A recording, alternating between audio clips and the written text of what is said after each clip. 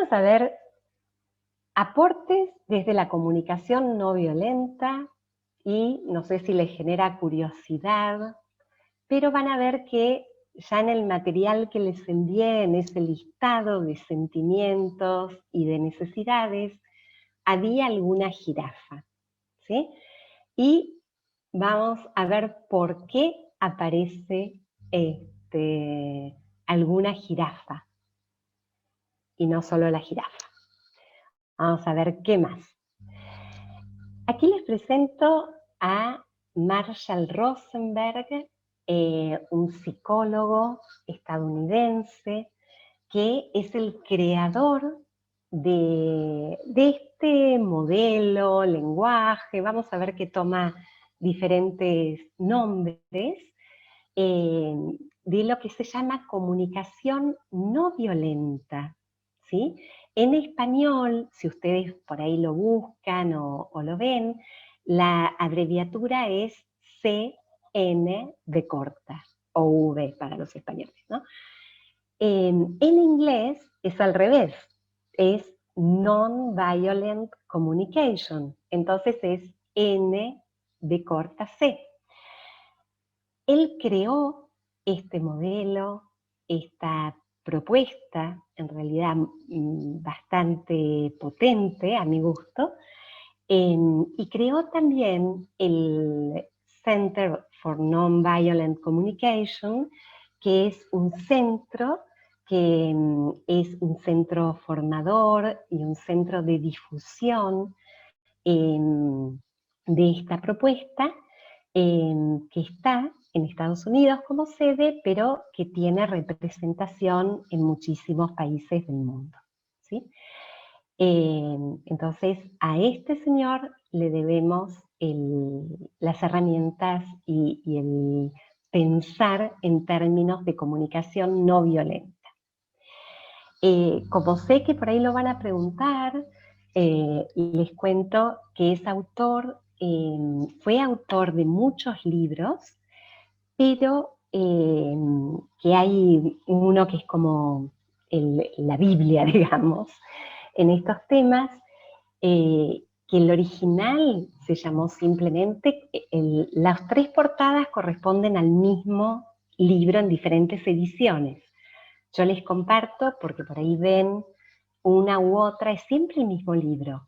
El original se llamó Comunicación no violenta, una introducción a la comunicación no violenta, y luego se agregó este subtítulo, digamos que yo creo que no es casual, que es un lenguaje de vida, ¿sí?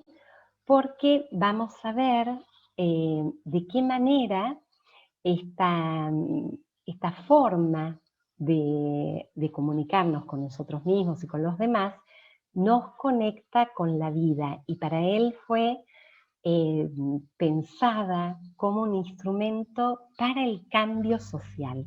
Esperen que a la vez voy admitiendo, estoy multitasking en este momento.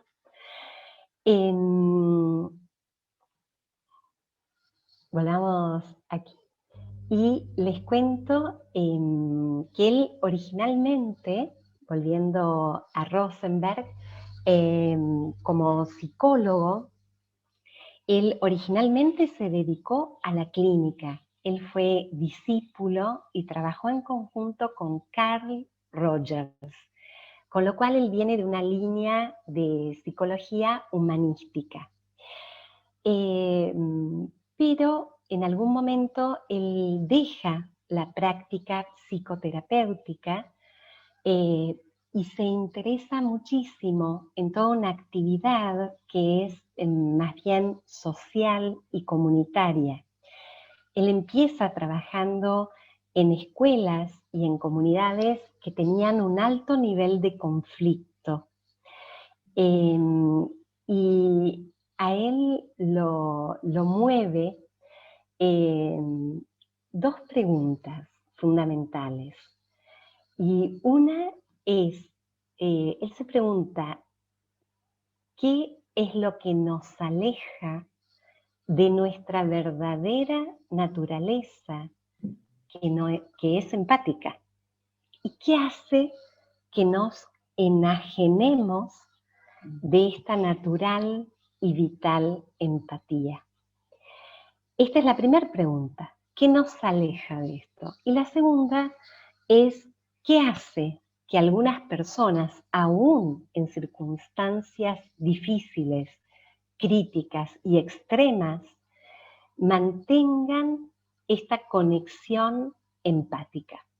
¿Sí? En realidad son dos preguntas que van a hacer surgir en él una investigación muy profunda y al mismo tiempo muy práctica, porque él no quedó solamente en la teoría, fue un estudioso de religiones comparadas, un estudioso de otras culturas también, pero él siempre tuvo esta inquietud de trabajar con la gente, con las comunidades, con los grupos y de difundir una cultura de paz. Y a mí hay 3 frases de él que me impactaron mucho y quería compartirlas. Y que son pensamientos que yo creo que están en el corazón mismo de la comunicación no violenta, que también se llama comunicación empática. Y la primera es que él plantea sentir alegría en dar y recibir con empatía forma parte de nuestra naturaleza humana. Y el objetivo que él se propone con la comunicación no violenta no es una novedad de algo que nunca se supiera o que él venga a descubrir, sino recordar algo que ya sabemos y ayudarnos a vivir de una manera que sea la manifestación concreta de ese conocimiento. Él usa el término no violencia como lo hacía Gandhi, es decir, en relación a un estado que es natural del ser humano de empatía, cuando la violencia cede su lugar al corazón. Y saben que Gandhi usaba un término sánscrito que es ahimsa. La es negación, ahimsa es violencia, y esta negación de la violencia es la ausencia del deseo de producir daño a sí mismo y a los otros. Y la última frase que él la repite mucho y que es, digamos, la motivación que lo lleva a él a difundir y a trabajar en este tema, es que lo que él busca en su vida es empatía, que a veces la traducen como empatía, a veces como compasión. En inglés, él usa mucho el término compasión, ¿sí? Y busca compasión y lo piensa como un continuo intercambio consigo mismo y con los otros que se basa en un dar desde el corazón. ¿Sí?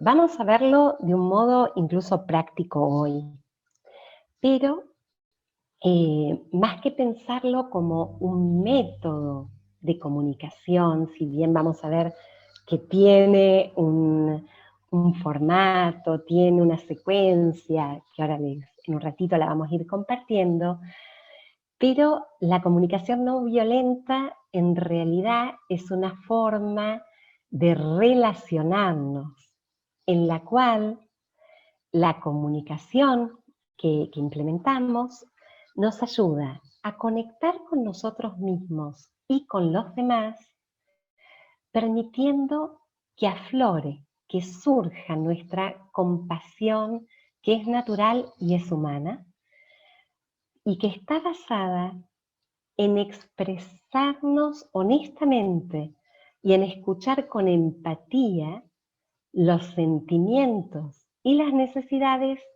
las propias y las del otro o de los otros.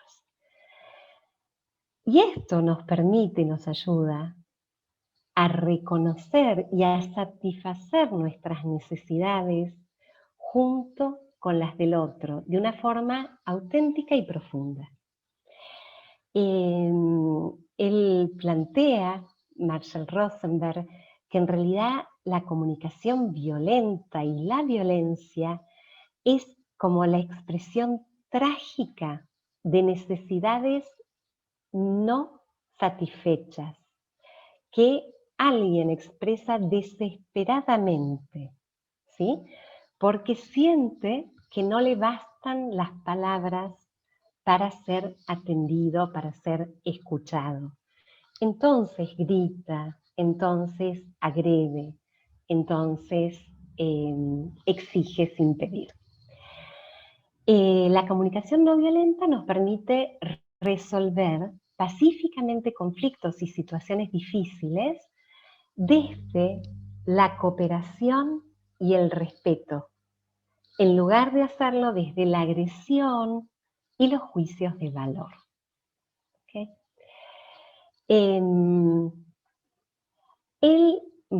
Rosenberg le dedicó mucho tiempo a formar personas, transmitiendo su modelo. Y en sus talleres de formación y en cómo concibe el comunicar de manera no violenta o de manera violenta, utiliza esta idea de la jirafa, que ustedes ven ahí ubicada a la izquierda, y el chacal, ubicado a la derecha. Jirafa y chacal son dos símbolos, dos personajes que a él le van a permitir transmitir, y él lo hacía a través de títeres. Después en la comunidad les vamos a compartir algún video original de Rosenberg en algún seminario donde usa los títeres que permiten identificar un tipo de comunicación y el otro. Y él mismo habla de una espiritualidad y de una práctica que nos ayuda a desactivar la violencia, que sería el chacal, y a conectar con la vida, representado por la jirafa. Saben que él hacía talleres muy participativos, y excepto esta primera parte que por ahí me estoy extendiendo un poquito más, yo los voy a invitar a que ustedes también puedan tener un rol activo y participar en este rato que vamos a compartir juntos. Y muchas veces se ha puesto vinchas con orejas de jirafa y con orejas de chacal para personificar un tipo de comunicación y el otro.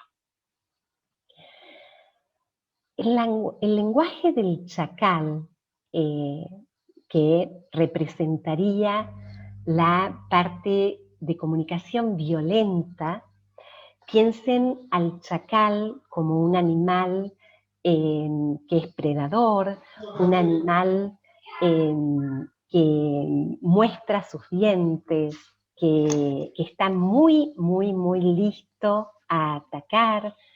Vamos a volver a pedir, por favor, de silenciar los micrófonos por los demás.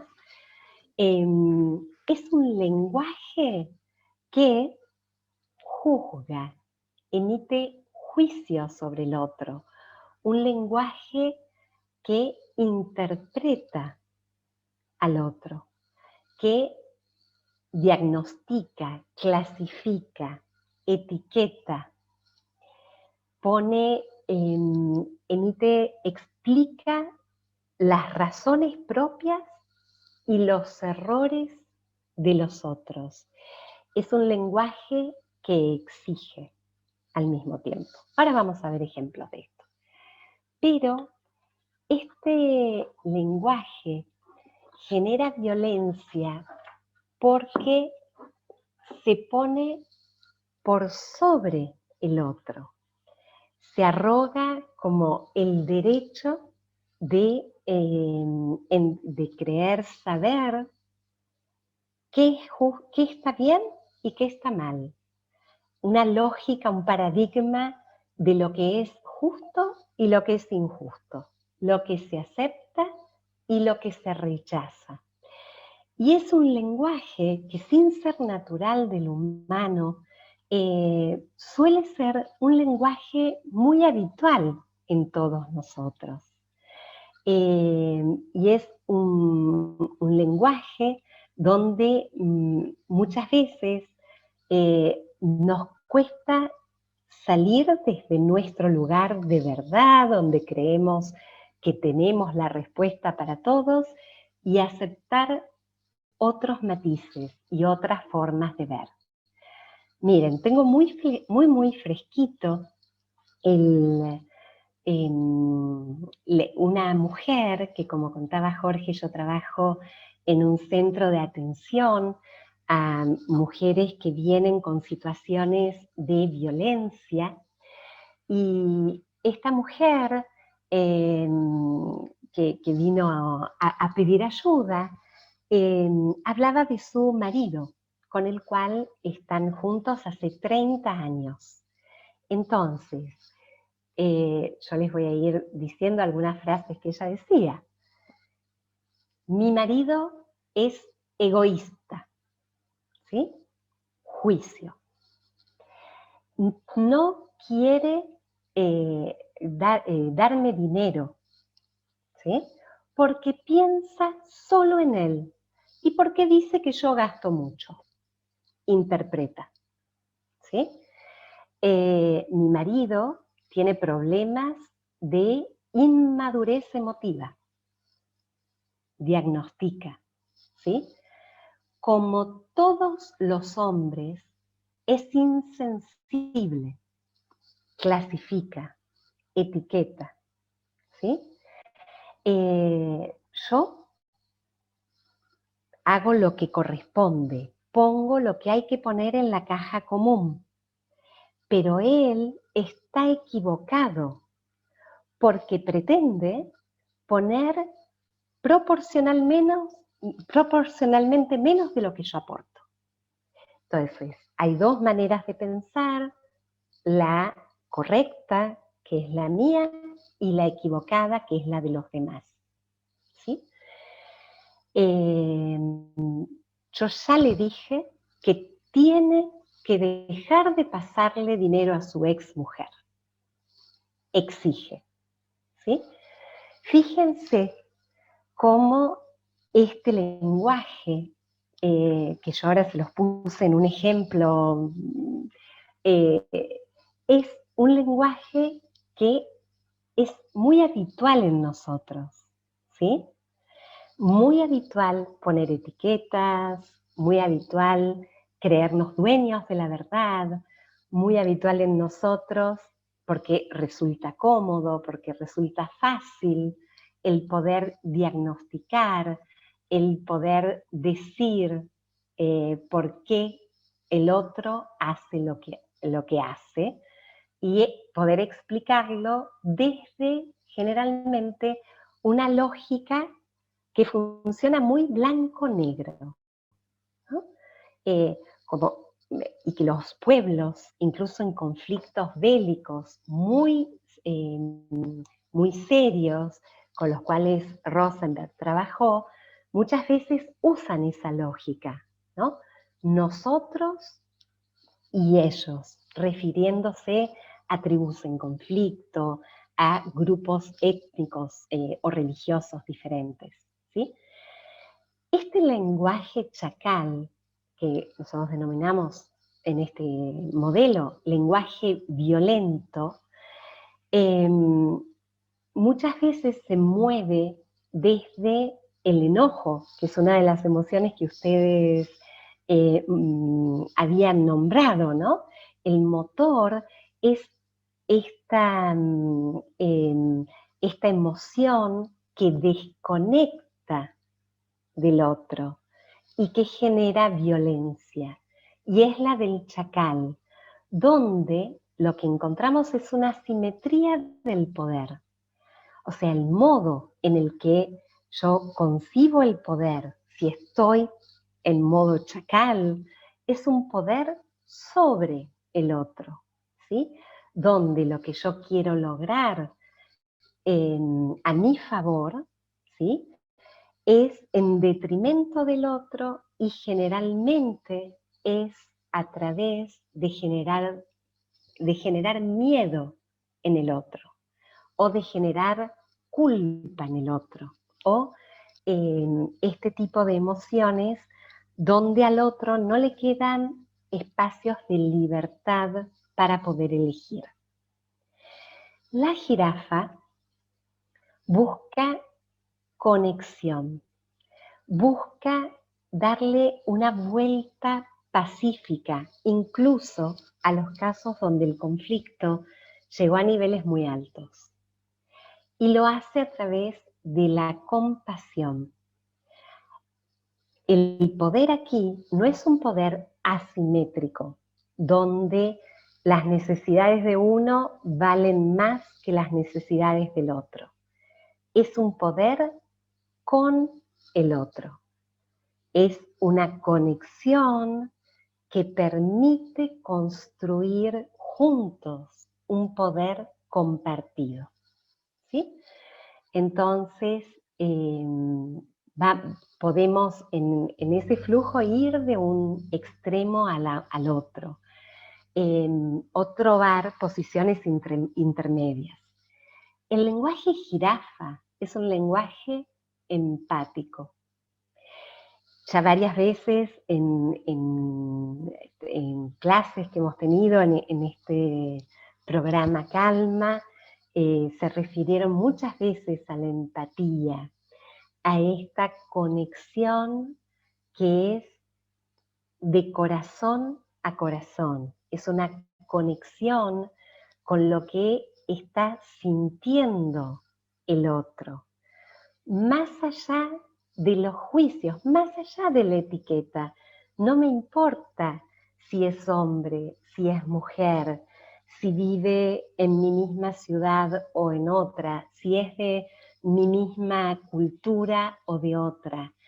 Es un nivel de conexión que va a ver lo que en común tenemos con esta otra persona o este otro grupo, que en general es más lo que nos une en esta humanidad compartida, si conectamos con el corazón, que lo que nos separa y nos distingue.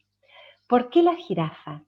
La jirafa es un mamífero también, con un corazón muy grande, necesita un corazón muy grande para poder bombear, digamos, su sangre, incluso hasta el cerebro. Es un animal, no consume otros animales, es un animal también vegetariano que no tiene necesidad de matar a otros animales para subsistir. Tiene el cuello muy largo y esto le permite una mirada de perspectiva. Entonces no está mirando solo lo que tiene cerca, lo más fácil, lo más como lo hace el chacal, sino que le permite también tener otra perspectiva cuando encara las situaciones y cuando puede también tomar decisiones sobre cómo actuar. Entonces, cuando adoptamos y elegimos posicionarnos en el lenguaje jirafa, respetamos la libertad propia y la del otro. Cuidamos la empatía y la autoempatía, pero sobre todo nos asumimos la responsabilidad tanto de la comunicación como de la relación. Que el otro reciba mi mensaje con la intención con la cual yo he querido transmitirlo, es una responsabilidad mía que lo estoy formulando y no de quien lo está recibiendo, ¿sí? Entonces, la comunicación, por lo general, es en primera persona, porque se hace cargo de las emociones y de las necesidades que tiene. Y no exige, sino que pide basándose en sus necesidades, en las propias necesidades y en las propias emociones, ¿sí? Ninguno de nosotros es jirafa o chacal. Todos tenemos posibilidades y formas que nos acercan más a este lenguaje empático de la jirafa o a veces, muchas, a este lenguaje donde aún sin buscarlo conscientemente generamos violencia en la forma de comunicarnos y de relacionarnos con los demás. Pero podemos danzar internamente, podemos hacer que se encuentren, que se comuniquen, que intercambien y se enriquezcan esta jirafa y este chacal que tenemos todos dentro. Y vamos a ver cómo se pone esta comunicación no violenta en la práctica, ¿sí? Para esto puede ser útil que ustedes, si quieren, elijan un evento, una situación en la cual alguien hizo algo que estimuló un malestar en ustedes, ¿sí? Si quieren, como para después ir aplicando los diferentes pasos que en realidad son diferentes focos en los cuales la comunicación no violenta nos invita a centrar nuestra atención, ¿sí? Entonces, si la tienen y quieren hacerlo, pueden elegir un evento, una situación en la que alguien hizo algo que estimuló en mí un cierto malestar, ¿sí? Es un método simple, no es un método fácil. Y así como cuando aprendemos un idioma, cuando aprendemos otra lengua, necesitamos practicarlo mucho, como ocurre también cuando encaramos una práctica de mindfulness o un entrenamiento. Es la práctica la que nos va a dar, digamos, soltura, la que nos va a dar mucha fluidez en la manera en la que apliquemos, en este caso, la comunicación no violenta, ¿sí? Pero ahora, también con un objetivo didáctico para compartirles, fíjense en estas 4 áreas, ¿sí? Hay un primer paso que vamos a llamar observación, ¿sí? Que es de valoración. Un segundo paso que es sentimiento, que es conectar con las emociones que nos están generando a partir de lo que vemos, de lo que estamos viviendo. Un tercer paso que es conectar con la necesidad profunda que tenemos. Y un cuarto paso donde podemos formular pedidos, que lo llamamos petición, ¿sí? Si fuéramos a un ejemplo, aquí lo tenemos de otra manera y esto me interesaba, disculpen, compartirlo, porque lo van a encontrar mucho a este esquema, ¿sí? la primera área, el primer paso de observación, ¿sí? Que está más alojado en nuestros sentidos, fundamentalmente en los sentidos conectados a también lo que vemos, lo que escuchamos, lo que percibimos. Un segundo que tiene que ver con los sentimientos. El tercero con las necesidades, con lo que está más profundo a nivel de las entrañas, ¿sí? Y un cuarto que nos lleva como a apoyar los pies más en la tierra y a conectar también con nuestra vulnerabilidad, que es cuando pedimos, cuando hacemos un pedido, ¿sí? Tenía acá, miren, otra manera más como para ver este circuito, ¿no? Lo que observo, lo que siento, cuál es la emoción, esa emoción que me está marcando que necesito y a partir de esto, ¿qué pido? Por ejemplo, ¿sí? Situación que puede ser bastante común en quienes no les gusta que cuando se está intercambiando, conversando, alguien mire su teléfono celular. ¿Cómo sería comunicar y hacer un pedido en este sentido, integrando las 4 áreas? Podría resultar en algo así. Cuando veo que mirás el celular durante la reunión, me siento molesto. Ahí va el sentimiento. Porque necesito respeto.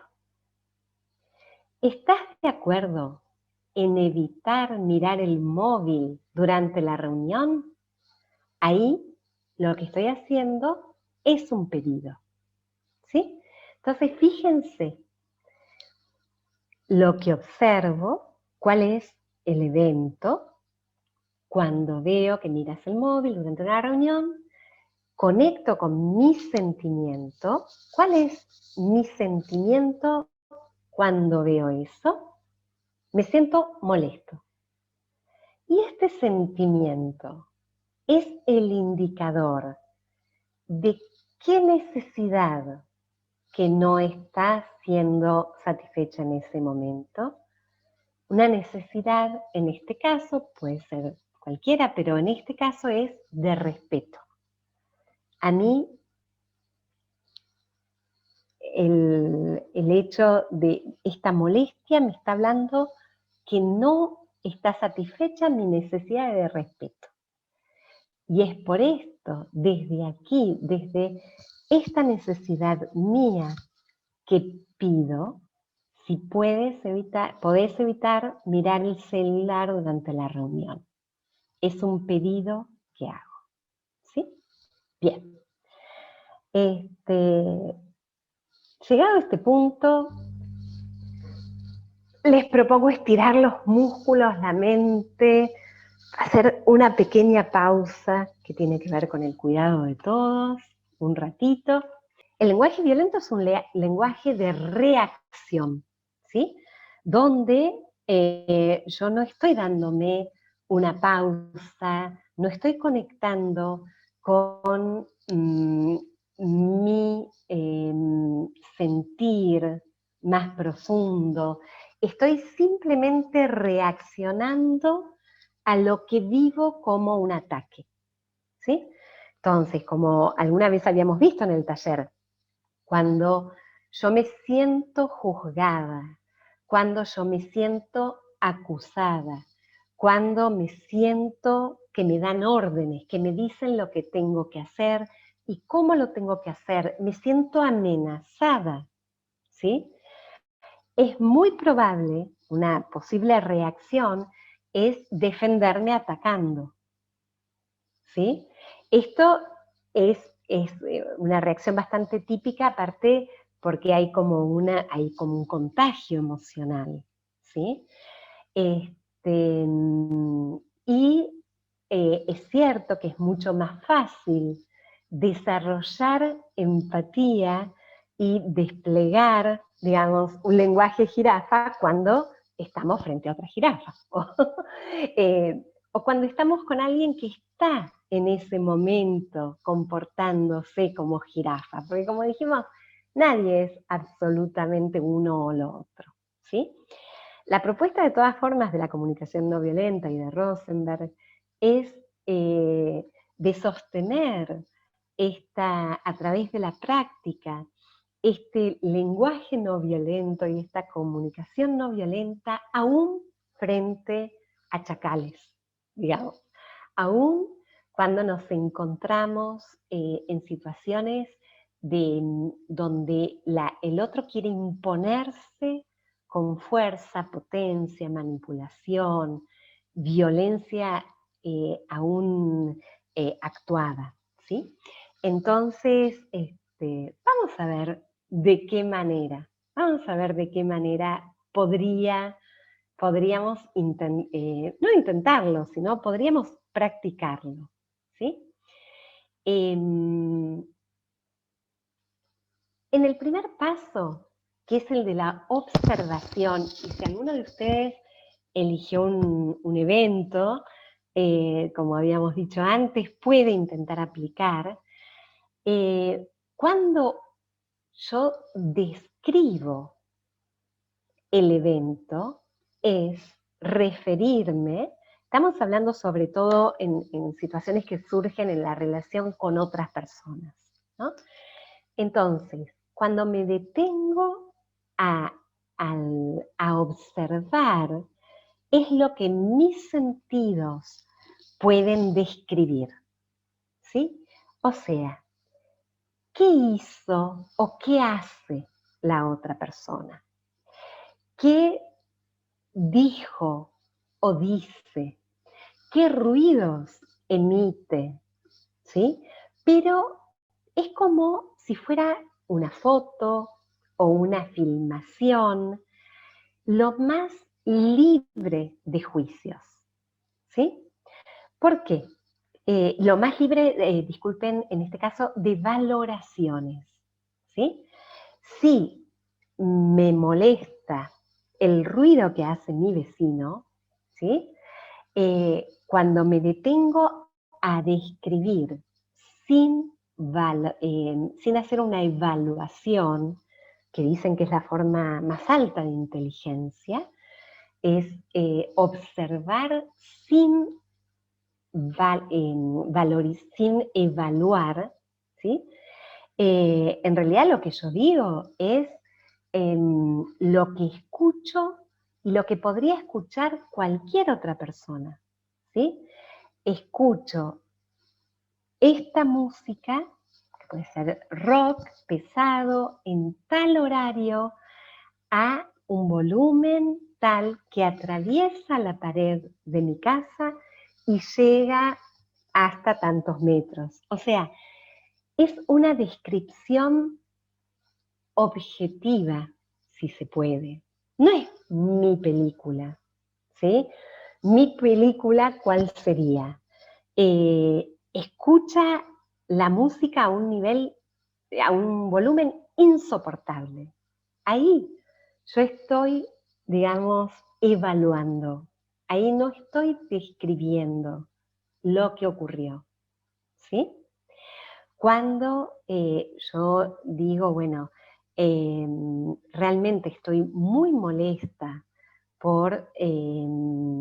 porque vos no entendés lo que yo digo, yo ahí no estoy describiendo lo que el otro hace, lo que el otro dice, ¿sí? Estoy valorando. Es interesante este paso de concentrarnos y dedicarnos a describir la situación tal como lo harían los sentidos, porque por un lado, mi mente se libera de justamente todos esos pensamientos chacales, digamos, ¿no? Que son desde la reacción, que están motivados por esta defensa que me lleva a contraatacar. Por otro lado, porque cuando lo hago, cuando me detengo a describir, yo abro un espacio donde hay lugar para otra interpretación, otra mirada. Puedo tal vez, cuando me detengo a decir, ¿qué dijo? ¿Qué hizo? ¿Sí? Puedo tal vez empezar a tener otra mirada. Y sobre todo, si yo después esto lo voy a compartir con la persona con la cual tengo una conversación para poder formularle un pedido, partimos de un terreno en común, una realidad que es compartida. ¿Sí? Esta señora que les contaba, para volver a nuestro ejemplo, esta señora no puede hablar con su marido del tema. ¿Sí?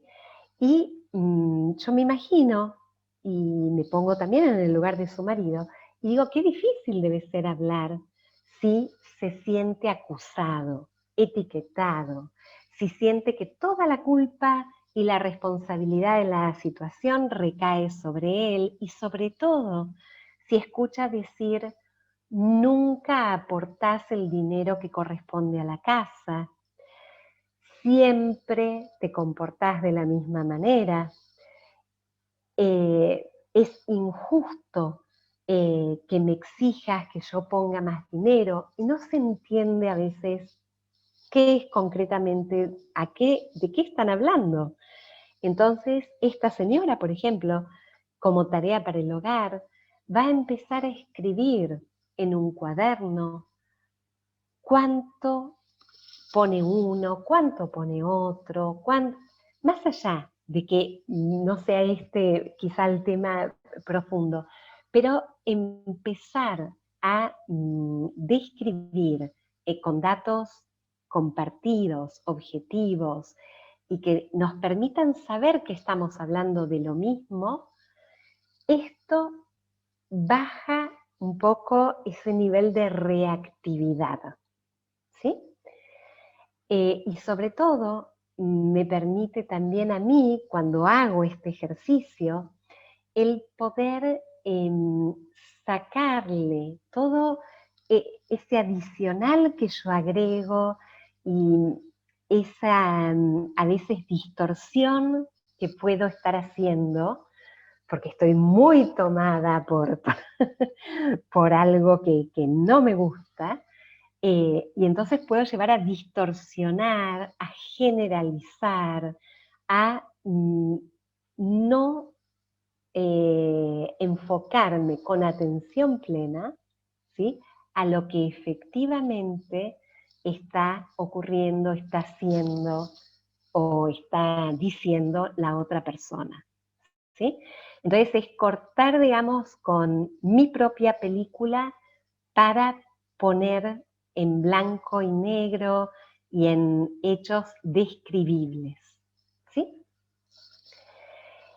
En el segundo paso, lo que hago es conectar con lo que siento. Para comunicación no violenta, se habla de sentimientos.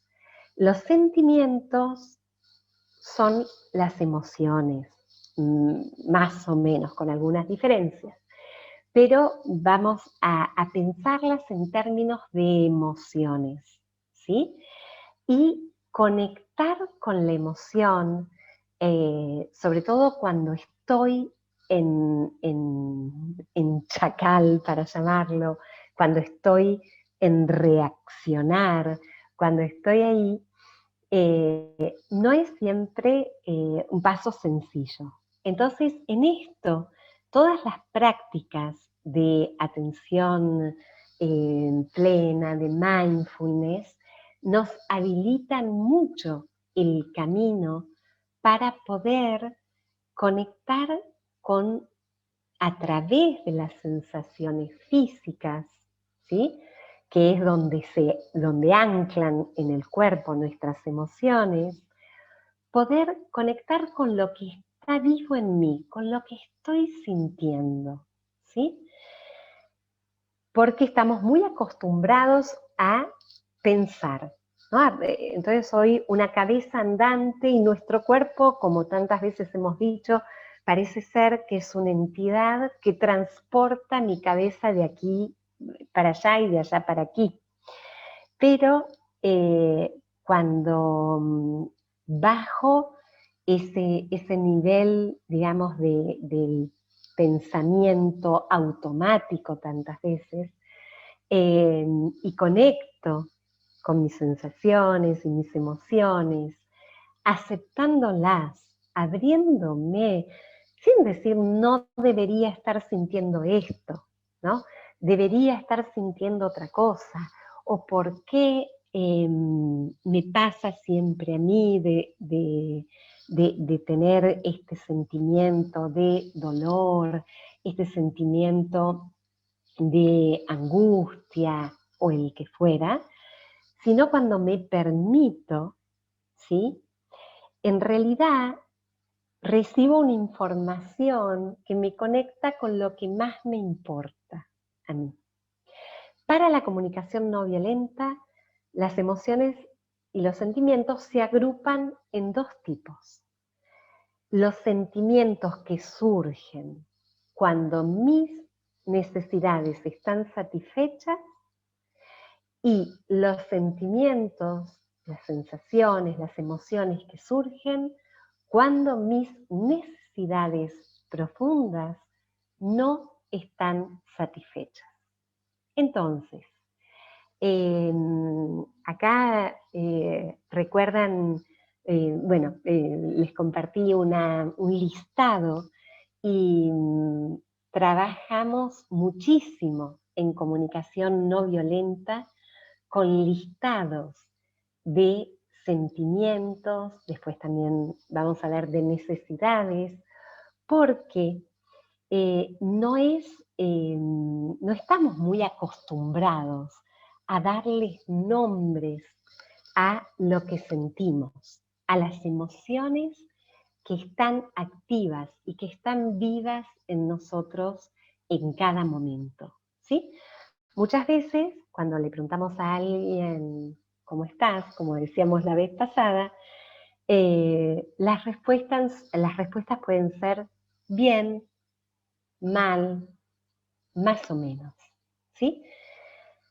Esto nos dice algo, pero hay toda una riqueza, hay toda una gama de emociones que cuando logramos conectar y logramos entrar un poco más en el detalle y en el matiz, yo puedo ir más allá del bien y el mal. Y el decir, si estoy bien, porque mis necesidades están satisfechas, puedo conectar con la felicidad, pero puedo también entrar más en detalle. Y esta felicidad, puedo decir que estoy contento, puedo decir que estoy eufórica, puedo decir que estoy con un nivel muy alto de gozo. Y entonces puedo no solamente ir distinguiendo y ampliar mi vocabulario y mi percepción de las emociones, sino también ir dándole una intensidad, ¿sí? Así también cuando yo puedo pensar en términos, vamos a ir a las emociones que están satisfechas, ¿sí? La calma, por ejemplo, que acá tanto trabajamos,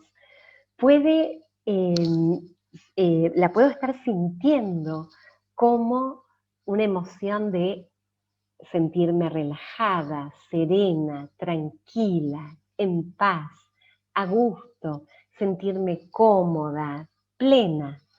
Eh, Tal vez, no sé, aliviada, confiada.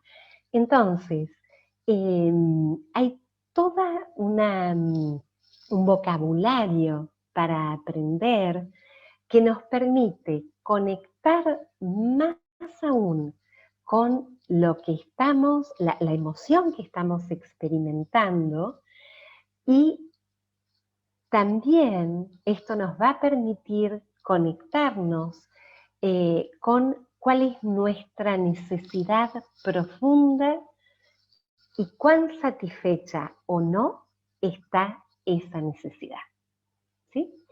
Entonces, fíjense en estas dos posibilidades. La emoción para la comunicación no violenta es agradable cuando mis necesidades están satisfechas, y es una emoción que no me agrada tanto, que no me hace sentir, digamos, cómodo, conforme, cuando mi necesidad no está satisfecha, ¿sí?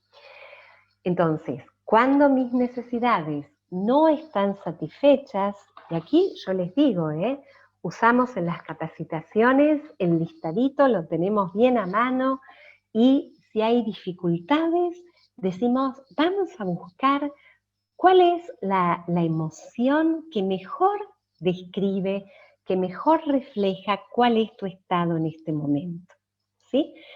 Entonces yo puedo decir, si lo que siento es dolor, estoy sufriendo, o lo que me siento es como miserable, o me siento solo, me siento sola, o puedo pensar, digamos, que estoy realmente eh, agobiado del dolor, ¿sí?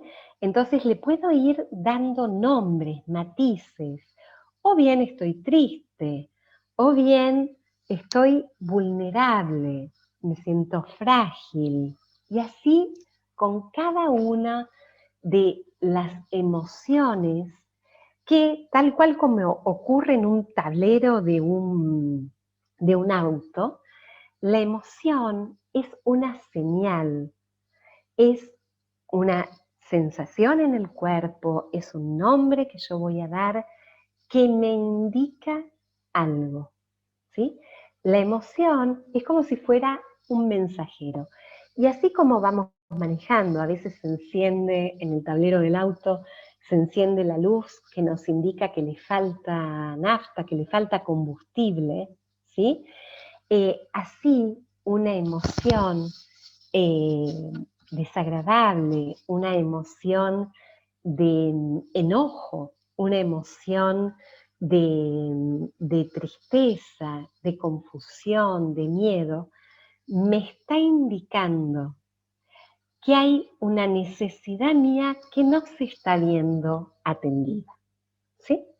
Entonces, ante esto, así como nosotros no agarramos un martillo y le damos a la lucecita roja que se prendió en el auto y queremos anular la emoción creyendo que así resolvemos el tema, ¿sí?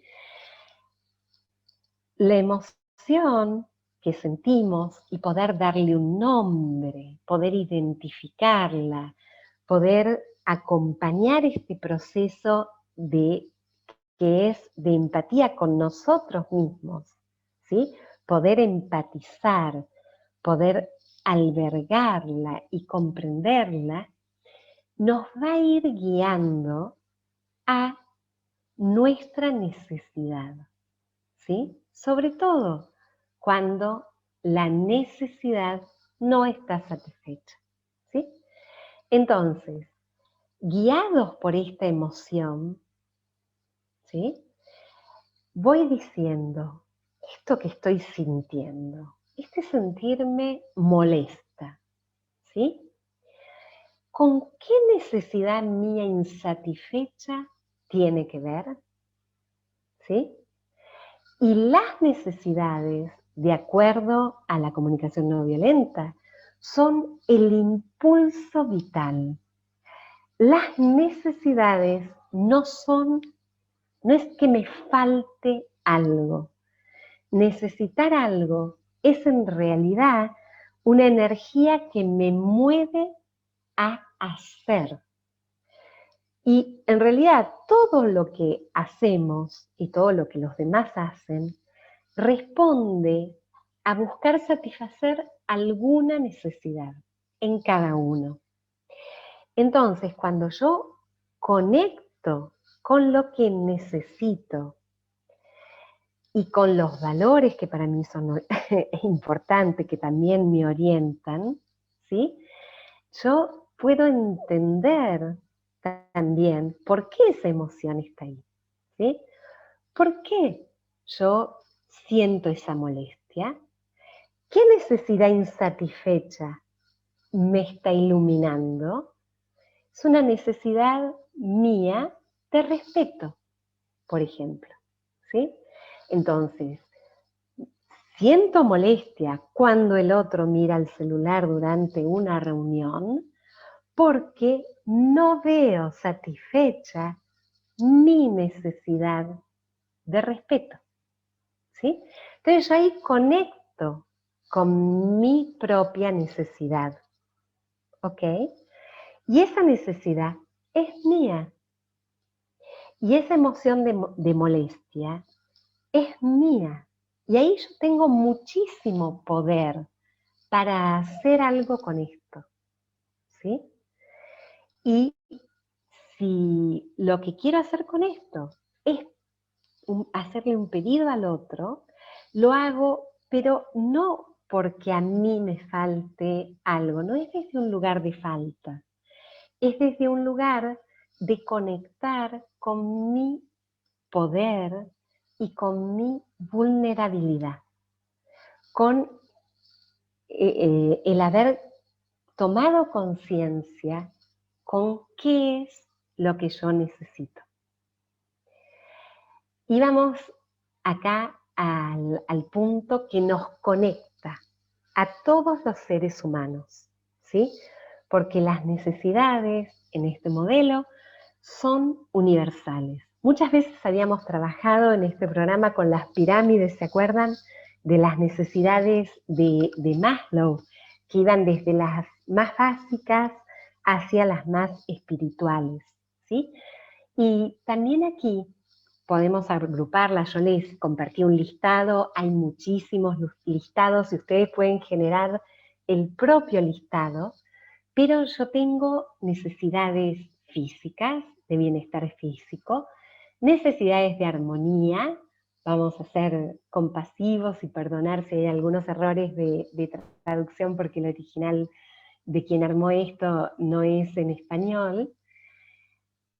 Tengo necesidades de conexión, tengo necesidad de encontrar significado a lo que hago, a lo que emprendo, a lo que elijo.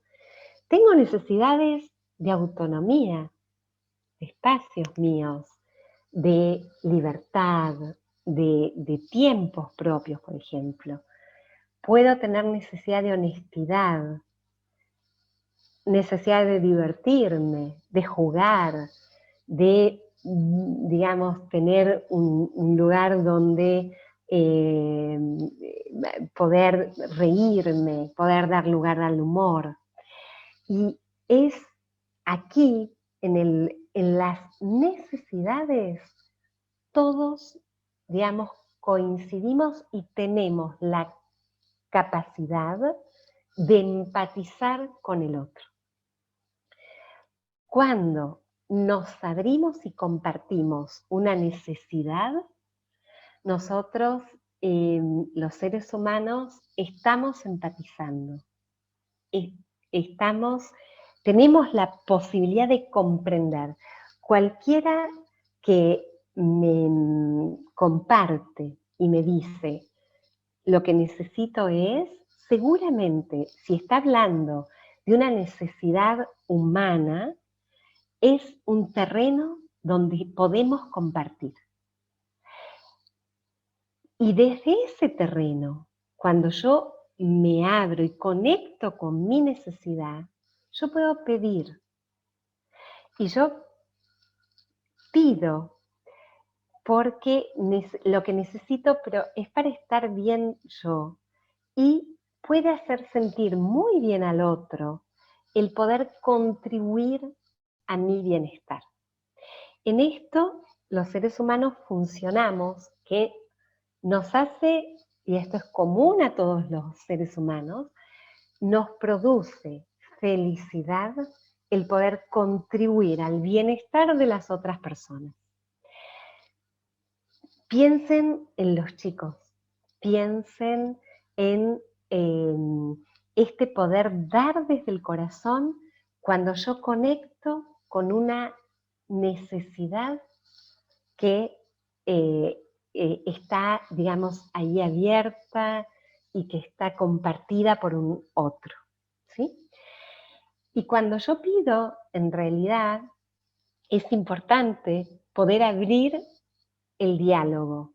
Yo pido algo específico, pido algo concreto, pero estoy abierto a que el otro no me lo dé, ¿sí? Porque no estoy exigiendo. Cuando estoy pidiendo, estoy abriendo una posibilidad, una oportunidad de que el otro contribuya a enriquecer mi vida satisfaciendo alguna necesidad que está viva en mí. Estoy dando una posibilidad también, ¿sí? Estoy ofreciendo y en esta medida, sin exigir, estoy abierta a que el otro me diga que no. Esto marca la diferencia clara entre un pedido y una exigencia, ¿sí? Bueno, vamos a ir avanzando y entonces yo puedo pedirle al otro, ¿sí? ¿Estarías dispuesto? ¿Es posible para vos? Y en este pedido yo le puedo pedir algo que tiene que ver con conectar entre nosotros. Le puedo pedir que me cuente cómo recibió mi mensaje, le puedo pedir un feedback, ¿sí? O le puedo pedir una acción específica, algo que a partir de mi necesidad me haría sentir quizá, digamos, más cercana a lo que yo estoy buscando. Cuando yo pido una acción al otro, es muy importante que lo haga en un plano de acciones posibles, realizables, dichas en positivo, decir lo que quiero, no lo que no quiero, y dándoles un tiempo, ¿sí? O sea, pedirle al otro, quiero que cambies, por ejemplo, es un pedido bastante escuchado, es un pedido no específico, es un pedido no realizable y es un pedido, digamos, que no está anclado en algo que el otro pueda comprender, ¿no? Cambiar cómo, en qué, cuándo, para qué, ¿sí? Entonces, cuando llegamos a pedir, lo hacemos de una manera en que está abierta la posibilidad que el otro me diga que no. Y yo me preparo, y esto es empatía también, a recibir ese no como empatía, ¿sí? Con empatía, a recibir ese no de una manera que no me haga activar toda la reactividad chacal, ¿sí? Por eso piensen que esto es un proceso. Es un proceso en el cual primero, a ver si pasa.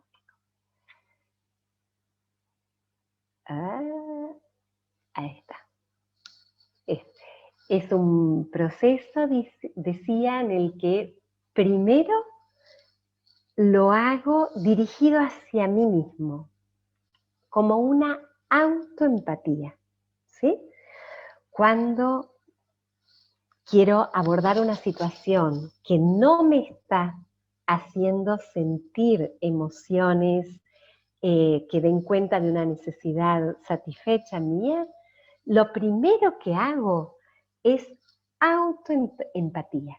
O sea, todos estos pasos que fuimos nombrando, los hago internamente, los hago en un diálogo que es para conmigo mismo, ¿sí? Una práctica interna. Entonces repaso, puedo concentrarme en lo que observo, como habíamos dicho, lo que siento, cuáles son mi emoción o mis emociones, y uso el listado, y busco, y si no la encuentro en el listado la agrego, y pienso en emociones y no las confundo con acciones que otros hacen sobre mí, por ejemplo, ¿sí? Me siento traicionada, no es una emoción. Traicionada es una acción que adjudico a otro y que hizo sobre mí. Conecto con la emoción. Cuando yo viví, pensé que el otro me traicionaba, ¿cuál fue la emoción? ¿Qué me hizo sentir internamente? ¿Sí? Enojo, tristeza, dolor, indiferencia, ¿sí? Pueden surgir diferentes emociones en cada uno. ¿Sí? Entonces yo conecto con eso, ¿ok? Y desde ahí, como decíamos, ¿cuál es la necesidad que está satisfecha? Si es una necesidad satisfecha, celebramos, ¿sí? Y vamos por ahí. Pero ¿cuál es, cuando trato una situación difícil, esa necesidad que no está siendo atendida, satisfecha? ¿Sí?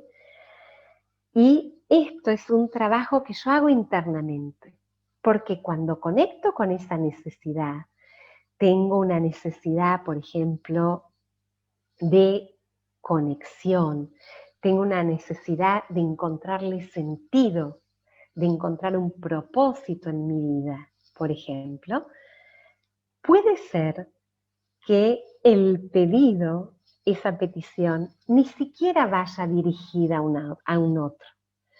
Puede ser que yo empiece a descubrir estrategias internas, personales y de acciones que voy a hacer que satisfagan mi propia necesidad. ¿Sí? Entonces, si yo me conecto con una necesidad, por ejemplo, de diversión, y yo digo, yo tengo una necesidad de diversión que no está siendo atendida, no necesariamente voy a hacer un pedido a mi amiga o a mi amigo de, ¿por qué no nos ponemos las pilas o te pones las pilas y organizamos una actividad que nos permita esta diversión? ¿Sí? Que puede ser ir a bailar el lunes a las 6 a tal lugar, a la plaza o al parque o lo que fuera. O sea, específica. Tal vez cuando conecto con esa necesidad de diversión, que es básica, que es una necesidad mía propia y de todo ser humano, puedo encontrar otra estrategia para darle respuesta, que por ahí no es la que originalmente me imaginé. Por eso a veces estos procesos y estos caminos pueden llevarnos a resultados, si nos dejamos guiar también por la curiosidad y no nos forzamos y no aplicamos violencia sobre nosotros, a resultados muy sorprendentes para nosotros mismos.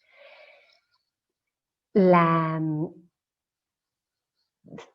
segunda área es expresar con honestidad, ¿sí? Esta conexión que yo hice empática, y entonces yo le cuento al otro y le digo, cuando veo como habíamos visto en el ejemplo, que miras el celular. Cuando yo siento molestia porque necesito respeto, esta era la que habíamos visto, al final estoy hablando mucho yo, me doy cuenta, después voy a conectar con vuestras necesidades, y te pido que no mires, si podés evitar mirar el celular durante la reunión. Esa es la expresión honesta, ¿sí? Y la otra vía de la comunicación no violenta es escuchar con empatía. Es cuando aplico toda la empatía dirigida a un otro y ofrezco mi empatía para una escucha que es presente y que es libre de juicios, libre de etiquetas, que es conectando con la emoción y con el sentir y la necesidad que está vivo en el otro. ¿Sí? Esa es la tercera opción, ¿sí? Tercera dirección en la cual podemos aplicar estas áreas, estos pasos de la comunicación no violenta. Entonces, cuando, por ejemplo, puedo ayudar al otro en descubrir lo que está vivo en él, entonces puedo ayudarlo y decirle, entonces, cuando vos ves que hay papeles tirados por el piso, te sentís contrariado porque necesitas orden en la habitación. Y lo que te gustaría quizás es que colaboremos juntando los papeles del piso cuando caen. Entonces yo le puedo devolver al otro con empatía, ¿sí? Lo puedo, digamos, acompañar en su formulación, ¿sí?